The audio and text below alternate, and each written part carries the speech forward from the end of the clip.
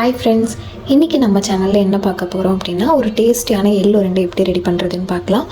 இதுக்கு தேவையான பொருட்கள் எள், ப்ரௌன் சுகர், நிலக்கடலை, ஏலக்காய். ஸோ இதை நம்ம ஈஸியாக வீட்லேயே ப்ரிப்பேர் பண்ணலாம். அதுக்கு ஃபஸ்ட்டு கடாய் வச்சு அதில் எள்ளை நல்லா போட்டு வறுத்து எடுக்கணும். ஸோ எள்ளை நீங்கள் கொஞ்சம் கம்மி ஃப்ளேமில் வச்சுட்டு நல்லா வறுத்து எடுத்துக்கோங்க. நல்லா ரோஸ்ட் ஆகணும். ஸோ அது நல்லா ரோஸ்ட் ஆகும்போதே உங்களுக்கு ஒரு நல்ல ஸ்மெல் வரும். அந்த டைமில் அதை ஆஃப் பண்ணிவிட்டு ஒரு பாத்திரத்தில் ஆற வச்சுக்கோங்க. அதுக்கப்புறமா நிலக்கடலையோட தோலை நல்லா நம்ம க்ளீன் பண்ணதுக்கப்புறமா அதையுமே கடாயில் போட்டு நல்லா ரோஸ்ட் பண்ணி எடுத்துக்கோங்க. ஸோ ரோஸ்ட் பண்ண எள், நிலக்கடலை கூட நம்ம நாட்டு சர்க்கரையும் ஆட் பண்ணிவிட்டு ஒரு மிக்ஸ் பண்ணிவிட்டு மிக்ஸி ஜாரில் போட்டுக்கலாம். அதுலேயே அந்த ஏலக்காவையும் ஆட் பண்ணிக்கோங்க. ஸோ மிக்ஸி ஜாரில் போட்டு நல்லா அரைச்சி எடுத்ததுக்கப்புறமா கையால் நல்லா உடச்சி விட்டுக்கோங்க அந்த மாவை.